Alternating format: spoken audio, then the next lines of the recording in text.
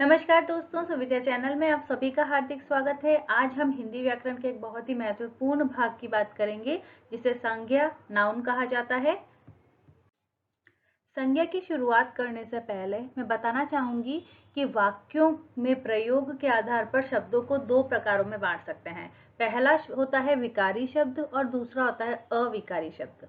विकारी शब्द ऐसे शब्द होते हैं जो शब्दों में लिंग, वचन या कारक के कारण परिवर्तित हो जाते हैं, उनमें परिवर्तन हो सकता है। ऐसे शब्दों को कहा जाता है विकारी शब्द। और अविकारी शब्द ऐसे शब्द जो लिंग, वचन, कारक के कारण परिवर्तित नहीं होते हैं, वो शब्द अविकारी शब्द कहलाते हैं। अब अगर हम बात करते हैं विकारी शब्दों की, तो ये विकारी शब्द चार हुए। पहले है संज्ञा, दूसरा है सर्वनाम, तीसरा है विशेषण और चौथा है क्रिया। तो ये चार हम कह सकते हैं कि विकारी शब्द हैं जिनमें लिंग, वचन, कारक आदि के कारण विकार आ जाता है। तो अब हम इसमें सबसे पहला विकारी शब्द के बारे में पढ़ेंगे, जो क्या है, वो है संज्ञा। संज्ञा का सामान्य अर्थ अगर हम देखते हैं तो उसका सामान्य अर्थ होता है नाम या पहचान। संसार में कोई भी वस्तु, कोई भी प्राणी, कोई भी जीव ऐसा नहीं है जिसका कोई नाम ना हो। एक उदाहरण मैंने यहाँ लिया है, जैसे भारत एक लोकतांत्रिक देश है, नरेंद्र मोदी भारत के प्रधानमंत्री हैं, हॉकी भारत का राष्ट्रीय खेल है, गंगा भारत की एक पवित्र नदी है, कुरान मुसलमानों का पवित्र ग्रंथ है, त्योहारों से हर घर में खुशी आती है, आज दीपक बहुत खुश है, दीपक हर सुबह एक गिलास दूध और 4 अंडे खाता है। तो ये एक पूरा पैराग्राफ अगर मैंने लिखा है, तो आप यहाँ पर जितने भी चिन्हित शब्द हैं, इन चिन्हित शब्दों को क्या है, सबका कुछ नाम है। भारत एक कंट्री का नाम है, एक देश का नाम है। नरेंद्र मोदी एक व्यक्ति का नाम है, व्यक्ति विशेष का नाम है। हॉकी एक खेल का नाम है। गंगा एक नदी का नाम है। कुरान एक किताब है, एक विशेष संप्रदाय की एक किताब का नाम है। मुसलमान एक हम कह सकते हैं कि संप्रदाय है, एक मुसलमान एक पूरा एक अलग संप्रदाय हो सकता है। ग्रंथ एक कुरान भी क्या है, ग्रंथ है। फिर घर, घर एक कह सकते हैं। खुशी, खुशी में हम कह सकते हैं एक भाव हमें दिख रहा है। दीपक अगेन फिर ये एक नाम हो सकता है। अंडे, अंडे भी क्या होगा, एक नाम है। तो यहाँ पर जब हम बात करते हैं कि हर एक चीज जिसमें कुछ नाम है, जिसका कुछ नाम है, चाहे वो कोई व्यक्ति हो, चाहे कोई वस्तु हो, चाहे वो कोई स्थान हो, चाहे कोई क्रिया हो, चाहे कोई गुण हो, भाव हो, वो सभी नाम अगर हम बात कर रहे हैं तो उन नामों को ही क्या कहा गया है, उन नामों को कहा गया है संज्ञा। तो आइए हम एक और उदाहरण देखते हैं। यहाँ पे इस चित्र में आप देख सकते हैं कि एक सब्जी वाला है और एक ग्राहक उसके सामने है। तो ग्राहक जैसे बोल रहा है कि ये ताजी ताजी चीज क्या है, कौन सी बहन जी, ये वाली, ये हरी लंबी सब्जी का नाम क्या है, फिर कौन सी, अरे इसके पास में ये पीली सब्जी का नाम क्या है, या इस पीली सब्जी को मुझे दे दो। तो यहाँ पर क्या है कि यहाँ पर अगर किसी चीज का हम नाम ही नहीं ले पाएंगे और सिर्फ इशारों के द्वारा बात करेंगे, या फिर जरा ये तो बताओ हमारे देश के सबसे बड़े नेता रहते हैं, वे वहाँ कैसे जा सकते हैं, मुझे वहाँ जाना है। तो अगर उस व्यक्ति का नाम ही हमें नहीं पता है तो हम कैसे उसके बारे में आगे डिटेल में दे सकते हैं, उसका पूरा परिचय कैसे दे सकते हैं। तो अगर हम लोगों को जानना या पहचानना चाहते हैं, आपस में बात करना चाहते हैं, तो हमें संज्ञा का प्रयोग करना लेना बहुत ज़्यादा ज़रूरी है।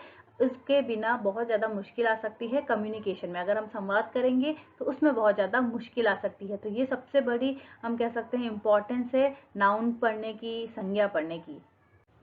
तो अब हम अपने मेन टॉपिक पे आ जाते हैं कि संज्ञा की परिभाषा क्या है और संज्ञा के भेद कौन कौन से हैं। तो संज्ञा किसी प्राणी, किसी वस्तु, स्थान, गुण, भाव, क्रिया आदि के नाम को संज्ञा कहा जाता है।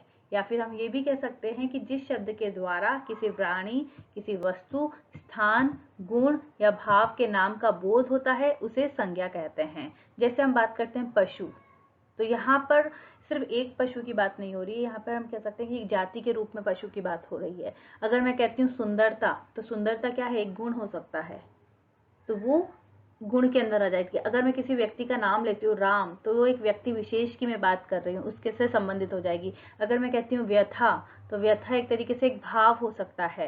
तो ये सब एग्जाम्पल्स हो सकते हैं जो कि संज्ञा के अंतर्गत आएंगे। अब संज्ञा के अगर हम भेद देखते हैं तो संज्ञा को मुख्य रूप से तो 3 भागों में बांटा गया है, लेकिन अंग्रेजी के प्रभाव के कारण कुछ विद्वानों ने उसे दो भागों में और भी बांटा है। तो संज्ञा के जो मुख्य भेद हैं वो 3 हैं, और वो 3 भेद कौन कौन से हैं? व्यक्तिवाचक संज्ञा, जातिवाचक संज्ञा, भाववाचक संज्ञा। लेकिन अंग्रेजी व्याकरण के प्रभाव के कारण कुछ विद्वानों ने संज्ञा के 2 भेद और माने हैं। पहला हो जाएगा समुदायवाचक या समूहवाचक, जिसे हम कह सकते हैं कि ग्रुप की बात होगी वहां पर, और दूसरा हो जाएगा द्रव्यवाचक। तो इस हिसाब से अगर हम बात करते हैं संज्ञा के भेद कितने हैं, तो संज्ञा के कुल भेद हैं 5। वर्तमान में संज्ञा के हम 5 भेद कह सकते हैं: व्यक्तिवाचक संज्ञा, जातिवाचक संज्ञा, भाववाचक संज्ञा, समुदाय या समूहवाचक संज्ञा और द्रव्यवाचक संज्ञा।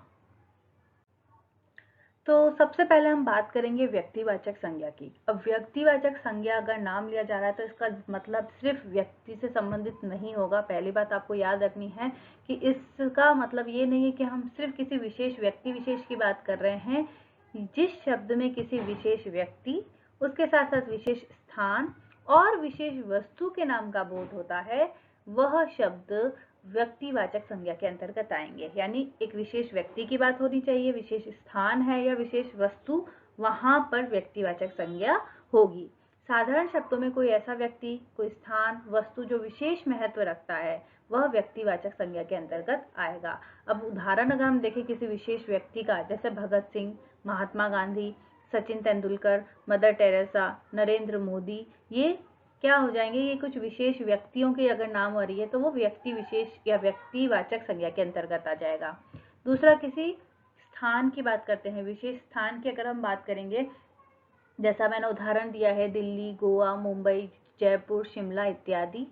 तीसरा है कोई विशेष स्थान में हम इमारत को भी ले सकते हैं, जैसे ताजमहल, लाल किला, हवा महल। तो ये सब क्या हो जाएंगे? विशेष प्रकार की इमारतों के नाम हो जाएंगे। उदाहरण अगर हम देखते हैं व्यक्तिवाचक संज्ञा के, जैसे राम स्कूल जाता है, तो राम स्कूल जाता में राम क्या होगा? व्यक्तिवाचक संज्ञा के अंतर्गत आ जाएगा। दूसरा, ताजमहल 7 अजूबों में से एक है, तो यहाँ पर ताजमहल क्या होगा? व्यक्तिवाचक संज्ञा होगा। जवाहरलाल नेहरू भारत के प्रथम प्रधानमंत्री थे, तो जवाहरलाल नेहरू जी क्या हो जाएंगे? व्यक्तिवाचक संज्ञा के अंतर्गत आएंगे। शिमला एक पर्यटन स्थल है, तो शिमला एक स्थान को या किसी को बोध कर रहा है, तो ये किसके अंतर्गत आ जाएगा? व्यक्तिवाचक संज्ञा के अंतर्गत आ जाएगा। अब दूसरा है जातिवाचक संज्ञा। जातिवाचक संज्ञा ऐसी संज्ञा होती है जो किसी व्यक्ति का या फिर किसी पदार्थ की संपूर्ण जाति का बोध कराए, उसे जातिवाचक संज्ञा कहते हैं। हम परिभाषा देख लेते हैं। जिस किसी एक शब्द से किसी संपूर्ण जाति का बोध हो, वह शब्द जातिवाचक संज्ञा कहलाता है। अगर मैं बात करती हूँ राम, तो राम क्या होगा? एक व्यक्ति का नाम है। अगर मैं एक कास्ट लिख लेती हूँ, जैसे जाट, तो जाट क्या है? एक समुदाय का नाम हो गया। तो यहाँ पर राम अगर देखा जाए तो राम क्या होगा? राम एक व्यक्तिवाचक संज्ञा के अंतर्गत आ जाएगा। और अगर यहाँ मैं बात करती हूँ जाट, तो यहाँ पर जाट क्या होगा? एक जातिवाचक संज्ञा के अंतर्गत आएगा। तो साधारण शब्दों में ऐसा कोई एक शब्द जो किसी पूरी जाति को, उसकी संपूर्ण श्रेणी और पूरे वर्ग को संबोधित करे, उसे जातिवाचक संज्ञा कहा जाता है। अब संपूर्ण जाति को बता रहे, जैसे वस्तु में कार। अब हम सिर्फ एक कार की बात नहीं कर रहे हैं, कार की भी अलग अलग मॉडल हो सकते हैं। मोबाइल सिर्फ एक तरीके का नहीं हो सकता, इतनी अलग अलग कंपनीज है मोबाइल की। टीवी हो गया, पुस्तक हो गया, तो ये सब किसके अंतर्गत आएंगे? जातिवाचक संज्ञा के अंतर्गत आएंगे। स्थान, पहाड़। अब पहाड़ में सिर्फ पहाड़ लिखा है तो हम नहीं कह सकते कि कौन सा पहाड़ है। हो सकता है आल्पस पहाड़ हो सकता है अरावली पर्वतमाला हो, तो ये कौन सी पहाड़ की बात हो रही है हम नहीं बता सकते। तालाब, कौन से तालाब, कौन से पॉन्ड की बात हो रही है। गांव, शहर, पुरुष, स्त्री, गाय, शेर इत्यादि सभी जातिवाचक संज्ञा के अंतर्गत आएंगे। उदाहरण, गाय बहुत ही उपयोगी पशु है, तो इस दूसरे में स्त्री पुरुष के साथ साथ कंधा मिलाकर चल रही है, तो स्त्री और पुरुष यहाँ पर जातिवाचक संज्ञा के अंतर्गत आएंगे। पहाड़ हमें हर स्थिति में अपनी जगह पर अटल रहने की प्रेरणा देते हैं, तो यहाँ पर पहाड़ जो है वो जातिवाचक संज्ञा के अंतर्गत आएंगे। अब तीसरा उदाहरण है भाववाचक संज्ञा। जो शब्द किसी व्यक्ति, वस्तु या स्थान के गुण, कर्म, दशा और अवस्था या भाव को दर्शाते हैं, वो भाववाचक संज्ञा कहलाते हैं। अब भाव हो सकते हैं, खुशी के भाव भी हो सकते हैं और दुख के भाव भी हो सकते हैं, क्रोध के भाव भी हो सकते हैं। तो सभी तरह के जो भाव होंगे वो भाववाचक संज्ञा में आएंगे। दशा अवस्था और गुण ये सभी भाववाचक संज्ञा के उदाहरण हैं। हम उदाहरण यहाँ देख लेते हैं, जैसे खुशी, क्रोध, दुख, ये सब भाववाचक संज्ञा होंगी। दशा क्या हो सकती है? भूख, प्यास, गरीबी इत्यादि दशाएं हो सकती हैं। अवस्था बुढ़ापा, जवानी, बचपन। गुण मिठास, सुंदरता, कोमलता, कठोरता। तो ये चारों चीजें जिसमें भाव, दशा, अवस्था, गुण आदि को दर्शाया जा रहा है, वो सभी भाववाचक संज्ञा के अंतर्गत आएंगे। यहाँ मैंने उदाहरण लिया है, राम के वियोग में सीता अत्यंत दुखी थी। तो दुखी एक भाववाचक संज्ञा है। ताजमहल की सुंदरता का वर्णन करना बहुत ही कठिन है, तो यहाँ पर सुंदरता एक भाववाचक संज्ञा होगा। आम के पक जाने पर इसकी मिठास और बढ़ जाती है, अगर ऐसा कोई वाक्य होगा तो वहां पर मिठास क्या होगा? भाववाचक संज्ञा होगा। तो ये भाववाचक संज्ञा है जो कि भावनाओं को और गुणों को दर्शाती हैं। अब जब किसी संज्ञा से किसी व्यक्ति या वस्तु के समूह में होने का बोध होता है तो उसे समुदायवाचक या समूहवाचक संज्ञा कहा जाता है।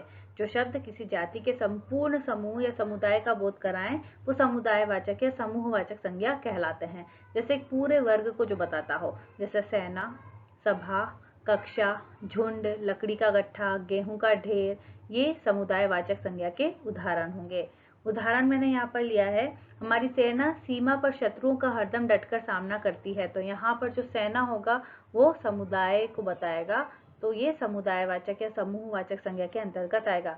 कक्षा, 10वीं के छात्र बहुत मेहनती है, तो कक्षा क्या होगा? यहाँ पर समूहवाचक संज्ञा का उदाहरण होगा। पीपल के पेड़ के नीचे सभा का आयोजन किया गया, तो ये एक संपूर्ण वर्ग का बोध करा रहे हैं, इसलिए ये समुदायवाचक या समूहवाचक संज्ञा के अंतर्गत आते हैं। अगला है द्रव्यवाचक संज्ञा। तो कई किताबों में मैंने ये पढ़ा है कि जातिवाचक संज्ञा के ही दो भेद बता दिए गए हैं, पहला समुदायवाचक और दूसरा द्रव्यवाचक संज्ञा। समुदायवाचक संज्ञा जिसमें कुछ नंबर्स या समुदाय के ग्रुप के वर्ग को कहा गया समुदायवाचक संज्ञा, और पदार्थों से संबंधित जो नाम का जो बोध कराते हैं उन्हें द्रव्यवाचक संज्ञा कहा है, जो कि दोनों ही जातिवाचक संज्ञा के उदाहरण कहे गए हैं। कुछ किताबों में मैंने देखा है और कुछ में इसे एक अलग से भेद के रूप में भी बताया गया है। तो द्रव्यवाचक संज्ञा जो शब्द किसी पदार्थ, धातु या द्रव्य को दर्शाए, उनका बोध कराए, उसे द्रव्यवाचक संज्ञा कहते हैं। जैसे तेल, दूध, घी, लोहा, सोना, चांदी, तांबा, ये सब द्रव्यवाचक संज्ञा के अंतर्गत आ जाएंगे। गाय का दूध बहुत पौष्टिक होता है, तो ये एक द्रव्य या किसी पदार्थ की बात हो रही है। लोहा या पानी, ये सभी किसके अंतर्गत आ जाएंगे? द्रव्यवाचक संज्ञा के अंतर्गत आ जाएंगे। अब कई बार ऐसा होता है कि भाववाचक संज्ञा जो है वो जातिवाचक संज्ञा से भी बनाई जा सकती है। विशेषण से, क्रिया, सर्वनाम और अव्यय शब्दों से बनाई जा सकती है। बस उसमें क्या होगा कि अंत में या तो पन लग जाएगा या तो लग जाएगा या ता शब्दों का प्रयोग होने लगेगा। तो भाववाचक संज्ञा बनाने के लिए अगर हम बात करते हैं जातिवाचक संज्ञा से कैसे भाववाचक संज्ञा बनाएंगे, तो यहाँ मैंने कुछ उदाहरण दिए हैं। जैसे स्त्री, अब स्त्री, पुरुष, ये हमने पढ़ा था कि ये जातिवाचक संज्ञा के उदाहरण है। अगर हम इसे भाववाचक संज्ञा में बताना चाहते हैं तो वो हो जाएगा स्त्रीत्व। अगर हम बात करते हैं मनुष्य, तो इसका हो जाएगा मनुष्यता। शास्त्र, ये जातिवाचक संज्ञा जो शास्त्रीयता में बदल जाएगा। पशु, तो पशुता। भाई, भाववाचक संज्ञा होगी इसकी भाईचारा। पुरुष, पुरुषत्व या पौरुष, भाववाचक संज्ञा में परिवर्तित हो जाएगा। जाति, तो जातीयता। बच्चा, तो बचपन, तो बचपन एक भाववाचक संज्ञा है और बच्चा एक जातिवाचक संज्ञा है। इसी प्रकार का विशेषण से भाववाचक संज्ञा बनाने की हम बात करते हैं, तो लघु से लघुता, एक से एकता या एकत्व। खट्टा एक विशेषण है लेकिन खटाई एक भाववाचक संज्ञा है। गंवारपन एक भाववाचक संज्ञा है। बुढ़ापा भाववाचक संज्ञा है। नवाबी भाववाचक संज्ञा है। वीरता, चालाकी, गरीबी, पागलपन, मोटापा, दीनता या दैन्य, ये सभी विशेषण से हमने यहाँ पर देखा कि किस प्रकार भाववाचक संज्ञा को बनाया जा सकता है।